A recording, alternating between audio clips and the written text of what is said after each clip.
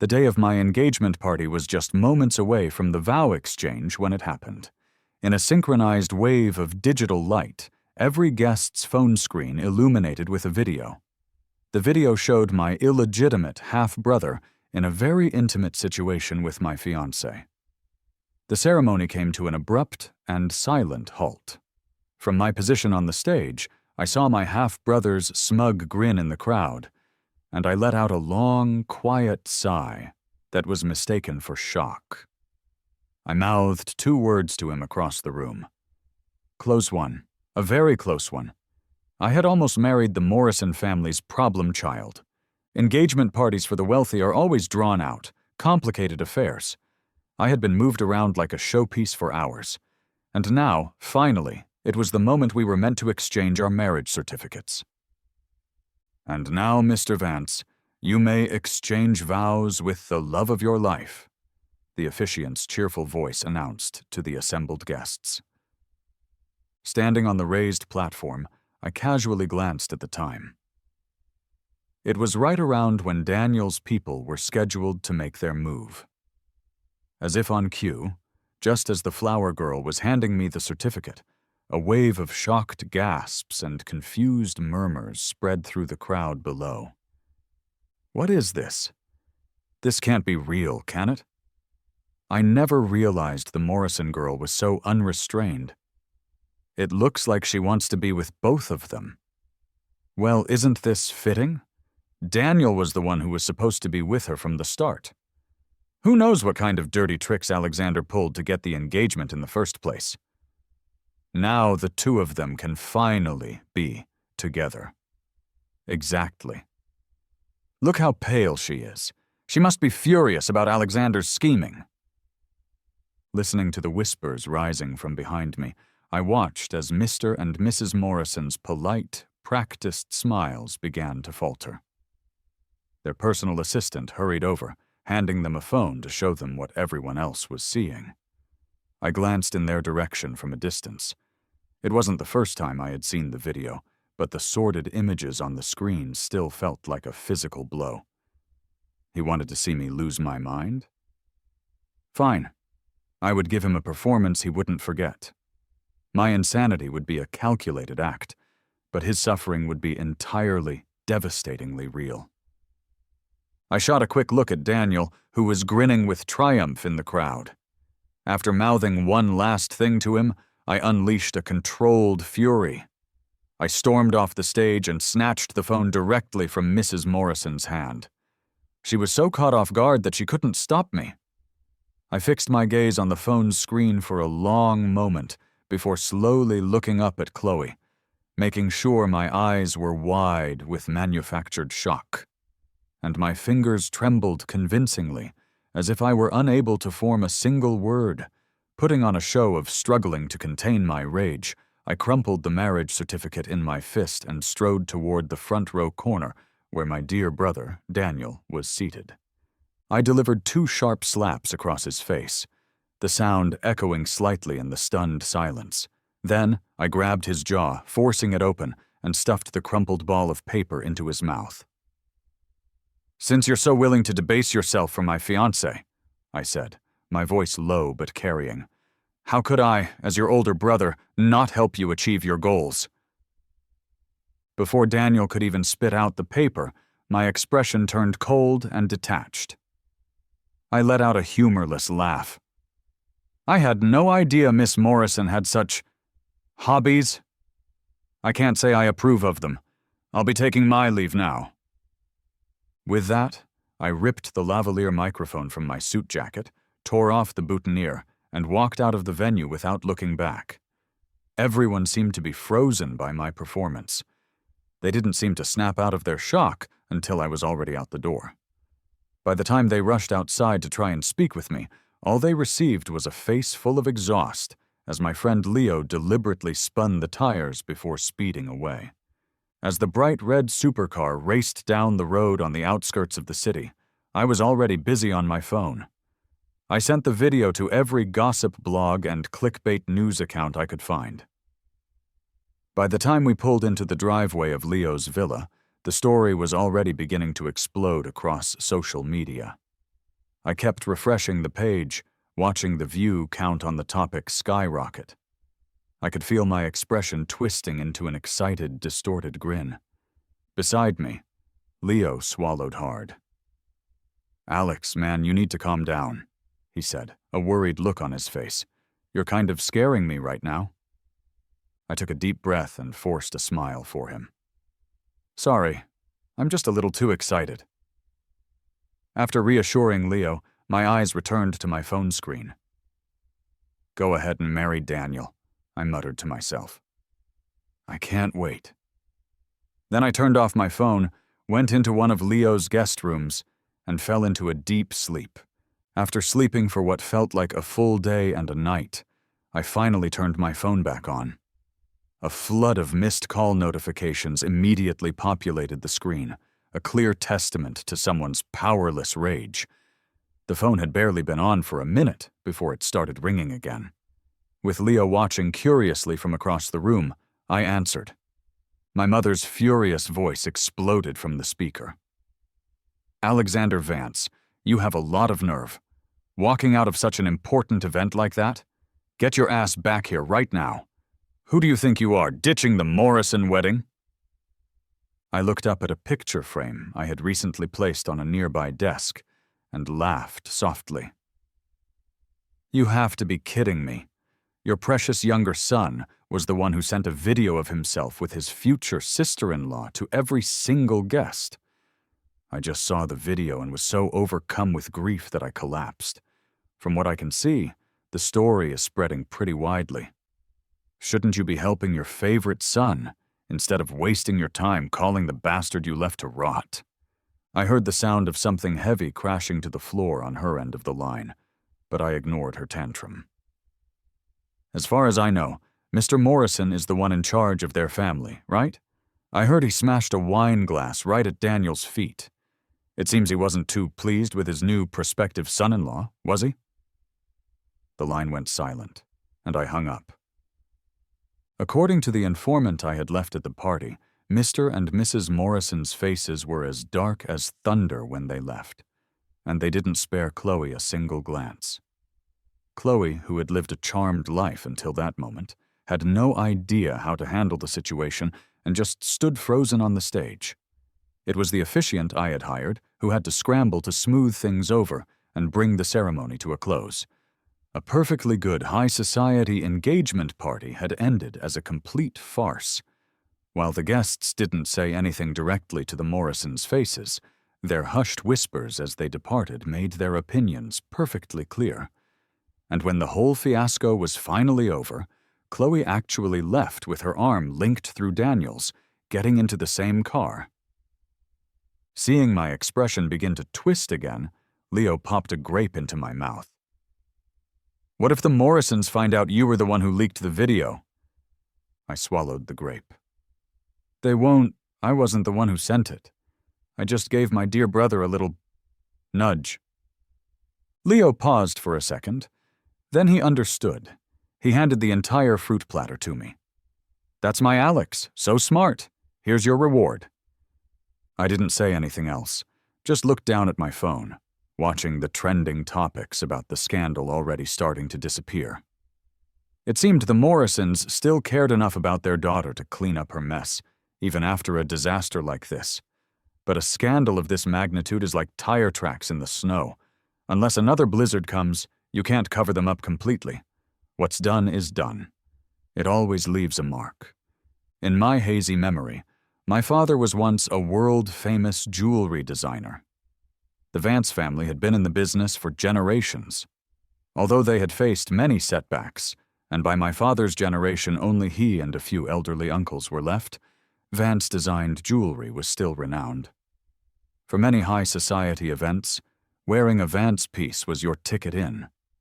Those were the glory days for the Vance family. It was also when my mother, Evelyn, successfully married into it. At the time, she beat her chest and swore she would treat my father's family as her own.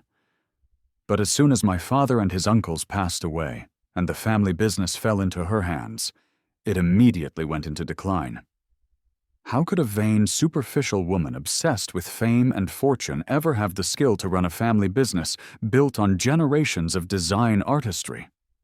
When my mother first married my father, they were deeply in love.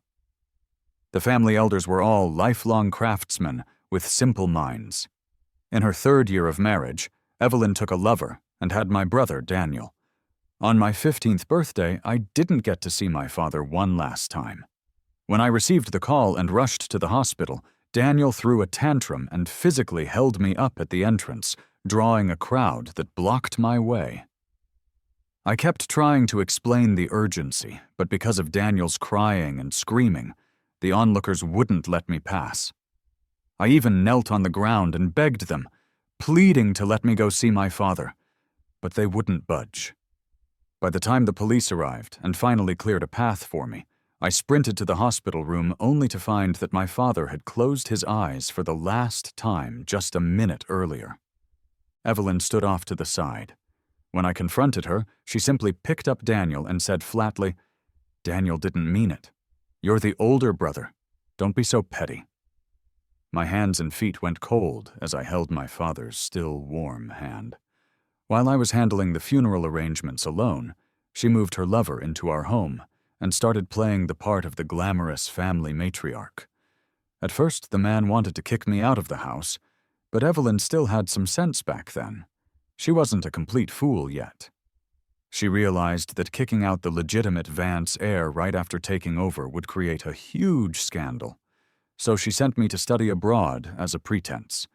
In reality, she just pushed me far out of her sight, picking the worst possible school and major just to have me out of her mind. Fortunately, she underestimated me so completely that after sending me away, she never bothered to check on me. That allowed me to use my own hard work and the trust fund my father left me to claw my way into the top jewelry design program in Europe. It took 15 years before she finally remembered I existed and repeatedly contacted me to come home for the sake of a family marriage alliance. Evelyn was just that incompetent. In only 15 years, she had squandered almost the entire Vance family fortune. The Morrison family, who had risen to prominence as the Vances declined, had their eyes on the last few remaining assets the Vances held and proposed a marriage alliance. But everyone in our circle knew that Daniel was just the son of a mistress who got promoted. The Morrisons naturally looked down on him and specifically requested me. Having your daughter make a fool of herself at her own engagement party, then walk out in front of everyone with a man you despise, was practically forcing the Morrisons to let her marry Daniel. I wondered how the notoriously proud Mr. Morrison would deal with his only daughter. After Chloe and Daniel got into the car, the driver ignored her, shouting from the back seat, and drove them silently through the gates of the Morrison estate. Chloe was forced by bodyguards to kneel on the floor in front of Mr. and Mrs. Morrison, who sat in stony silence. Even so, I heard that Chloe, under all that pressure, still had the nerve to speak up. "Father, what's done is done. I can't let Daniel down. Why don't we just let him marry into the family?" "And what about Alexander Vance?" Mr. Morrison asked, neither agreeing nor disagreeing. "Alexander is nothing but a dog on the Vance family's leash. How can he compare to Daniel? Besides, Alexander's been abroad for so many years. Who knows what kind of life he's been living? He's probably not even a decent person anymore. The Morrisons have no interest in someone like that." Mr. Morrison's hand holding his teacup tightened and tightened until he finally couldn't take it anymore and smashed the cup on Chloe's head. "You idiot! How could I have raised such an idiot? The name Alexander Vance alone is worth more than the entire Vance family. Their most valuable techniques are in his hands. Evelyn is a useless hack, not worth a single hair on Alexander's head. Let me be clear with you. My target was always Alexander. His reputation in Europe is staggering. I thought you would at least do some research on your own fiancé, but I guess I gave you too much credit. As for him," Mr. Morrison glanced at Daniel, who was being held by bodyguards nearby, and rubbed his temples as if fighting a headache. "Throw him out. Something this ill-mannered has no place in my home." Daniel started to scream and shout, but a bodyguard stuffed a cloth in his mouth and threw him out the door. Chloe wanted to say more, but Mr. and Mrs. Morrison were already standing up. "You have 1 week. If you're still thinking about that boy toy, you can get out of this family. Think about what you've done." Chloe knelt alone on the cold floor, silent. Meanwhile, Daniel, thrown out of the Morrison estate, was causing a scene. The paparazzi, who had already smelled the massive scandal, had surrounded the estate and captured photos of Daniel's undignified tantrum. I just gave things a little push under Leo's name, and the story spread like wildfire. The Morrisons were a wealthy family, but they didn't have deep ties to the media, so I wasn't afraid of them tracing anything back to me. Besides, plenty of people love to watch the drama of a wealthy family's illegitimate son.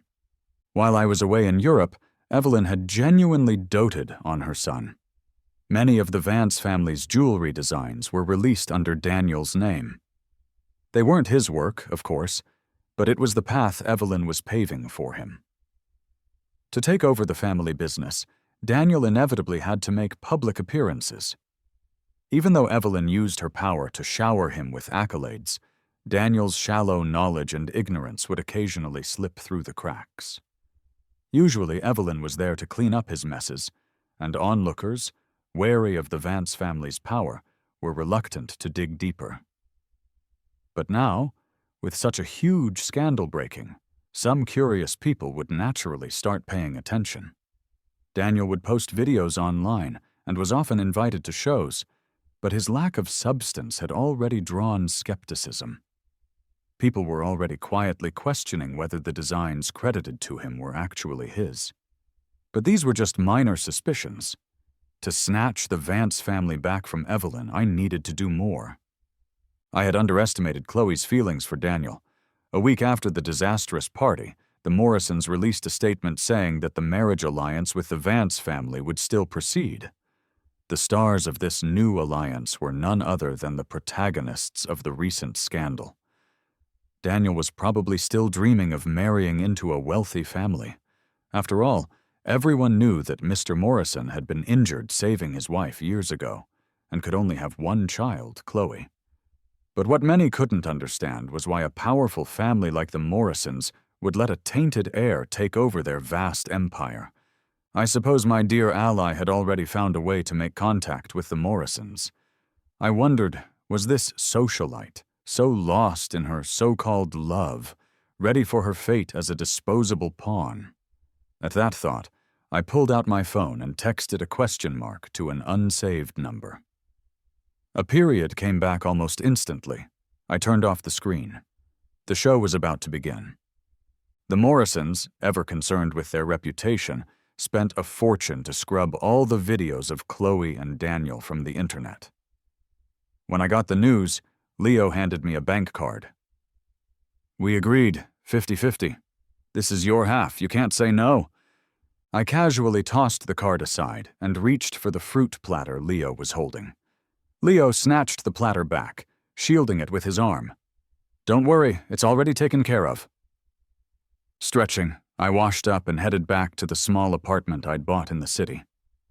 Not long after I got back to my little place, the doorbell rang. I opened the door to find Daniel standing outside, dressed impeccably. He looked nothing like the debauched figure in the video. His eyes scanned my apartment through the crack in the door before he smiled and handed me an invitation. "It's my and Chloe's engagement party in half a month. It's such an important occasion, you have to be there. Mom is still furious that you ruined the last party, but if you just bow your head and apologize, maybe she'll be in a good enough mood to let you come home." Daniel's eyes crinkled with a smile, his tone dripping with unconcealed glee. I took the invitation, slowly tore it to shreds, then took his hand and gently placed the pile of confetti into his palm. "Of course, my dear brother. I'll be there. Your engagement party wouldn't be complete without my blessing, would it?" Something I said must have struck a nerve, because Daniel finally dropped his suave act. "Don't get cocky, Alexander. I invited you out of pity. What are you, anyway? A dog kicked out of the family. Soon you won't even be worthy of looking up at me, the future head of the Morrison family. He got so worked up he even tried to swing at me. But his punch was weak and pathetic. I caught his wrist easily and slapped him across the face. He stumbled and fell to the floor. I looked down on him. The future head of the Morrison family? In that case, I hope Mr. Morrison will be magnanimous and spare a lowly ant like me in the future. With that, I shut the door and walked, smiling, to the elevator. Just as the elevator doors were closing, I gave him a little wave. See you then? A few days before Chloe and Daniel's engagement party, a rumor from an unknown source began to circulate. The Morrisons' daughter, Chloe Morrison, is not their biological child. The true Morrison heiress, who was swapped at birth, has been living elsewhere and has already built her own business. She has recently met with Mr. and Mrs. Morrison. Miss Rossi, your methods are as sharp as ever. No one can even trace the source of these rumors. In a private room, a beautiful and capable woman sat with her arms crossed, smiling at me. I took a sip of the coffee on the table. I've done my part. How are things progressing on your end, Miss Rossi? Sophia Rossi toyed with a small pocket watch. She heard my question but didn't answer right away. She opened the watch, glanced at it, touched the surface gently with her fingertip, and then slowly closed it. After all these years, as our little alliance of strays, you still don't trust my abilities? I rolled my eyes. I still don't know how you came up with a name like that. Sophia Rossi, the CEO of Rossi Enterprises, was someone I met by chance while studying abroad. The first time I met her, she was also 15, recently adopted from our home country and brought to that city. Although her adoptive parents were kind to her, she was still bullied as a young girl in a foreign land. I had a little money back then and helped her out, and we became friends. We stayed in touch over the years, but never discovered each other's true identities. It wasn't until a coincidence that I learned she was the child of Mr. Morrison and his first love. Mrs. Morrison, desperate to have Mr. Morrison for herself, had schemed to drive Sophia and her mother away. Mr. Morrison, cold-hearted, had let them be cast out onto the streets. When Sophia was 10, her mother died of despair. She was adopted by a couple who brought her to the city we both disliked. Later, her adoptive parents died in an accident. She took over their business and, step by step, built a small company into the Rossi Enterprises of today. I've already tampered with the DNA samples sent for testing. Make sure you dress formally when the show starts. Don't let all these years of hardship go to waste. I raised my glass to her. She drank hers in one gulp. We both saw a flicker of wildness in each other's eyes. Before the engagement party, 2 DNA test results were delivered to Mr. Morrison. He looked at the reports with a complicated expression. The moment he learned that his biological daughter, after being switched at birth, had managed to build her own empire and could now be reunited with him, the so-called Chloe Morrison ceased to exist in his eyes. And the day before the party, I publicly announced that I would be joining Rossi Enterprises as the Chief Design Officer, taking over all of their jewelry design matters. Mr. Morrison knew my reputation. With me as a bargaining chip, even if he still had doubts about Sophia, he had no reason to refuse such a massive benefit, even if in reality Sophia might not be his daughter. So, at Chloe's engagement party, neither of the Morrisons showed up. Even the guest list was sparse. The entire event ended bleakly in a cold, empty atmosphere. Looking at the photos Leo sent me, I could see the ugly expression on Daniel's face at the party. His previous arrogance was completely gone. I stared at Daniel's ashen face through the screen. Don't worry, our game is just beginning. After the engagement party, Sophia and I met again to enjoy the spectacle of Chloe and Daniel's downfall. Sophia sat on a swing on the balcony, gently swaying. I never thought the decisive CEO of Rossi Enterprises would have such a girlish side. She smiled and stood up from the swing. It's just one of the few memories I have left of my mother. My eyes fell on the pocket watch in her hand. On it was a picture of a beautiful woman holding a small child. She walked over to me and extended her hand. Shall we, my trial run fiancé? The next day, Rossi Enterprises announced that its CEO, Sophia Rossi, was engaged to the legitimate Vance family heir, Alexander Vance. The news sent Rossi Enterprises' profile soaring, making it the talk of the town. In the public's eye, Rossi Enterprises, already an industry leader, had gained a red-hot design director who was now tied to the company for the long haul. After all, employees can leave, but people who decide to spend their lives together don't part so easily. I read the public commentary with a sneer. When I was young, my father used to describe his love for Evelyn as something beautiful and perfect. Sophia's father had also once made many promises to her mother, but all those vows and oaths were nothing but fleeting bubbles, not worth mentioning. Shortly after the news of my engagement to Sophia broke, Rossi Enterprises, in alliance with the Morrisons, began to target the Vance family business. I had long prepared a large portfolio of designs specifically to counter every product the Vances offered, from their standard lines to their custom pieces. Not a single style was overlooked. Because of my established reputation in Europe, selling these products was not an issue. Moreover, after Evelyn took control, the Vance family's inherited craftsmanship had long since eroded, making them incapable of fulfilling high-end custom orders. And knowing Evelyn's personality, she would never spend a significant amount of money on truly exceptional designs. In her eyes, that money was better spent on her own amusement.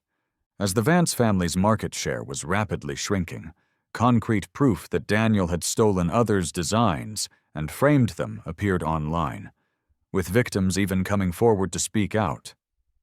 To pave the way for Daniel, Evelyn had attributed most of the Vance family's jewelry designs to him. Once the plagiarism scandal broke, the Vance product line was completely dead in the water. As Rossi Enterprises pushed the Vance family to the brink of bankruptcy, the Morrison family, at Sophia's suggestion, hosted a cocktail party. At the party, Daniel's face was grim, but he had to force a smile and toast us. After all, I had made sure to send him several copies of the rumors about Chloe. There was no way he hadn't seen them.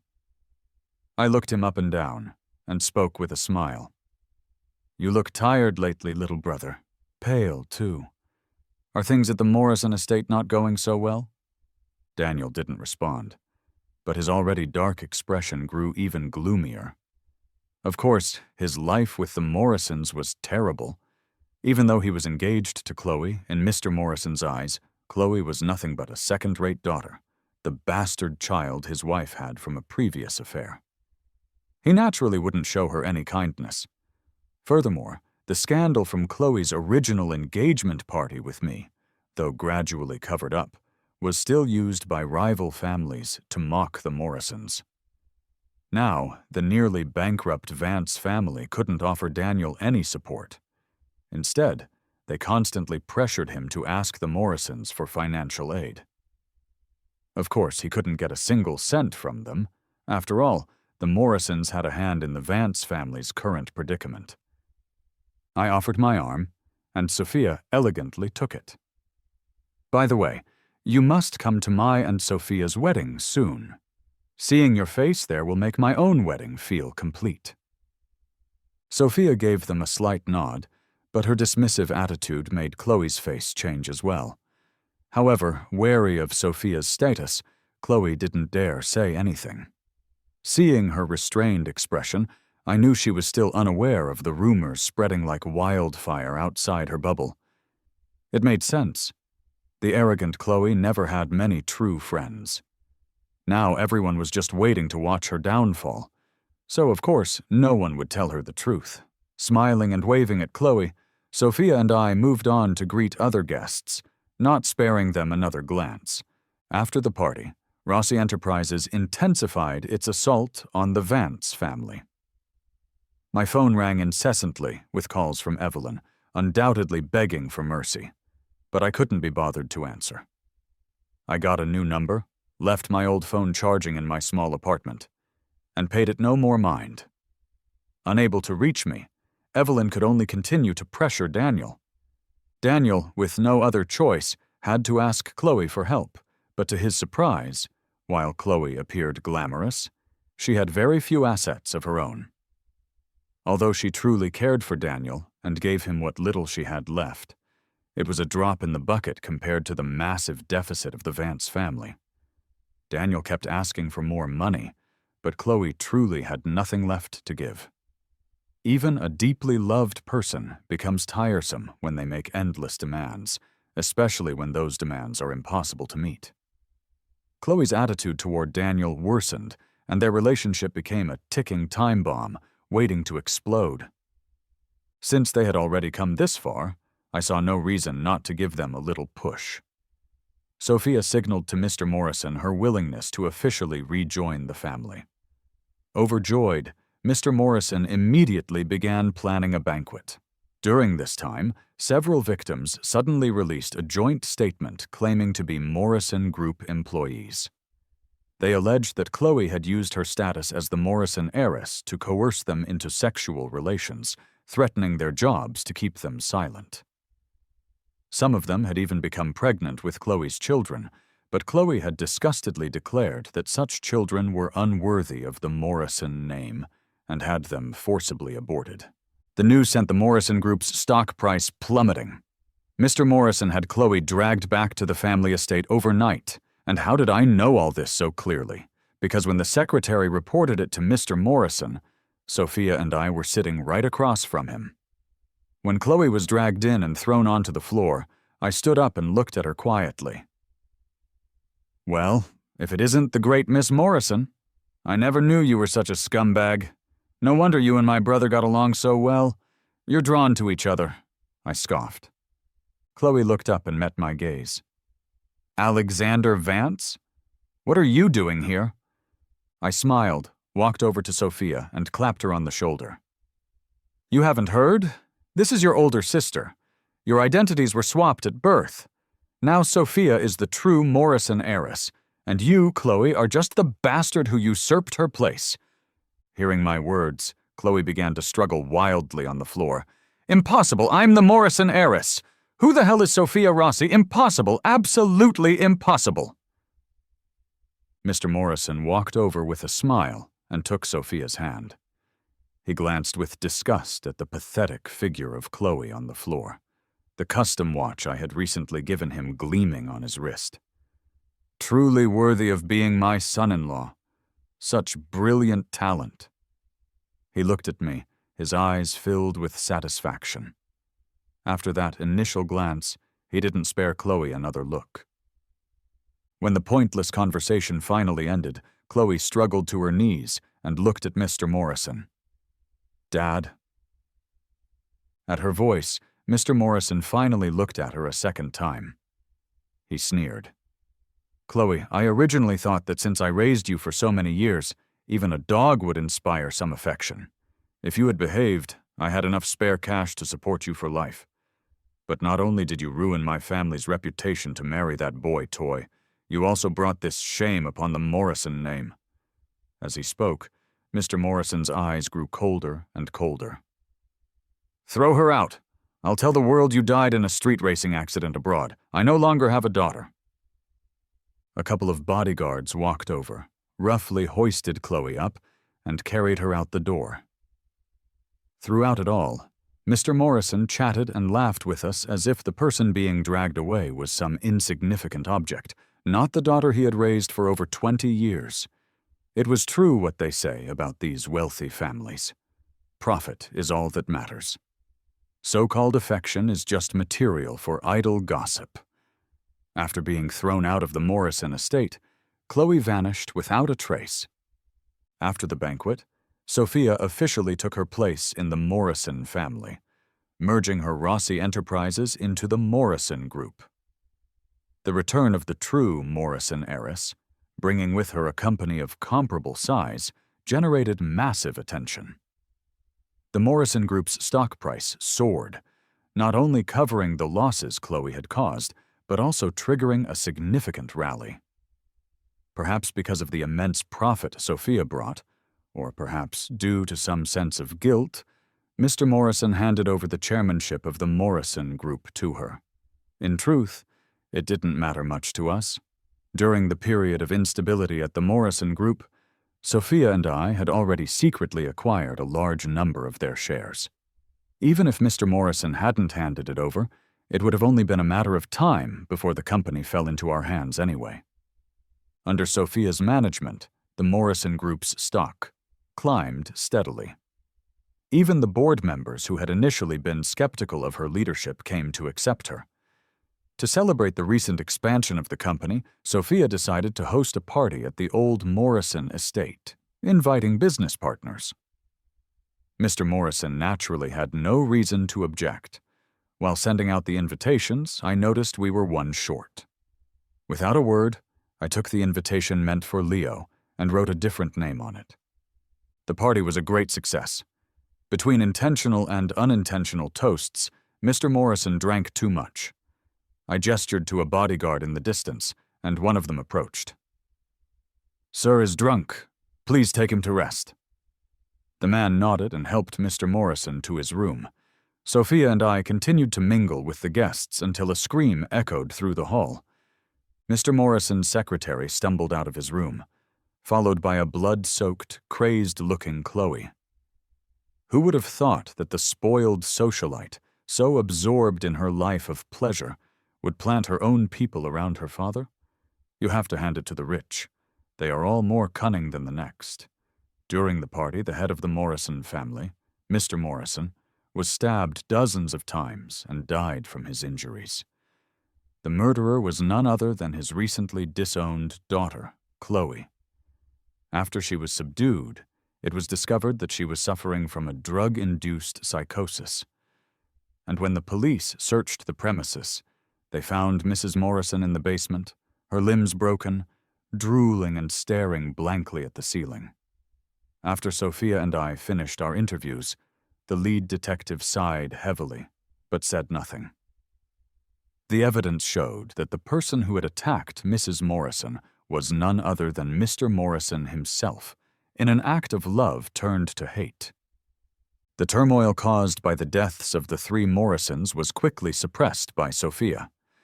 The shareholders were already used to her leadership, and she easily absorbed the remaining Morrison assets.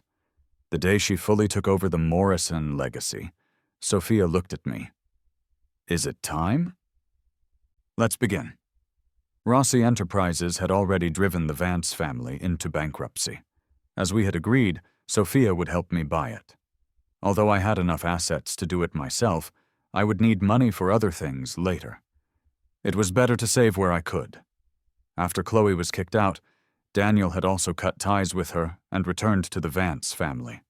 After all, they weren't officially married and had no real bond.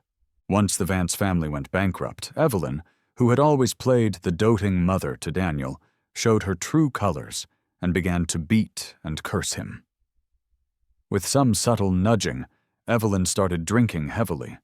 Soon after, she became addicted to gambling and quickly lost all her money.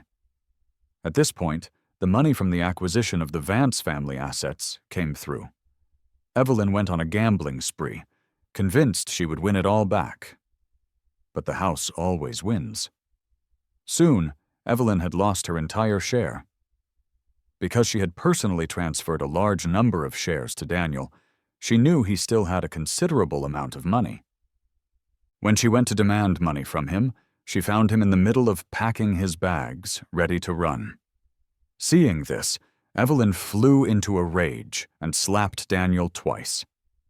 Daniel's father tried to intervene, but was shoved aside, his head hitting the wall and leaving a long streak of blood. Seeing his father's grim state, Daniel was overcome with fury. He grabbed a knife that happened to be nearby and plunged it directly into Evelyn's stomach. Staring at Evelyn lying in a pool of blood, Daniel didn't even have time to check on the father who had been injured trying to save him. He just panicked and fled.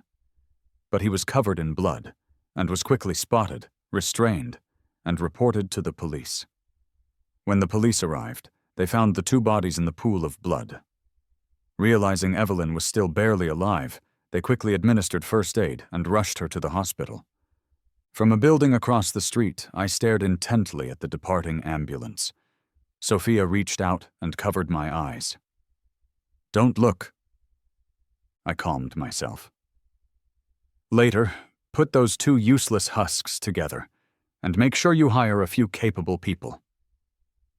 When I received the call and rushed to the hospital, I heard good news. The doctor, with a grave expression, told me that Evelyn had lost too much blood and was now in a vegetative state. She was conscious. Her eyes could open slightly, but she would never move again. I took several deep breaths. The doctor, worried I might faint from shock, watched me closely. "Thank you. I'm fine." I looked into Evelyn's hospital room. "Enjoy the next few decades of your life. I'll do everything in my power to keep you alive." I turned and left. I knew Sophia would handle the rest. After taking over the Vance family business, I found the long-lost craftsmanship techniques in the belongings my father and uncles had left me, and managed to replicate them. The senior executives at the company pretended not to notice my return. I just got rid of the few who had been the most troublesome and couldn't be bothered with the rest. Once things at the company had finally stabilized, I met with Sophia again. She extended her hand for a shake. "It's been a while, Miss Rossi." "It's been a while, Mr. Vance." She smiled and finished the wine in her glass. "Here's to a future with no more hate. And no more love." I downed my glass of red wine in one go and walked away.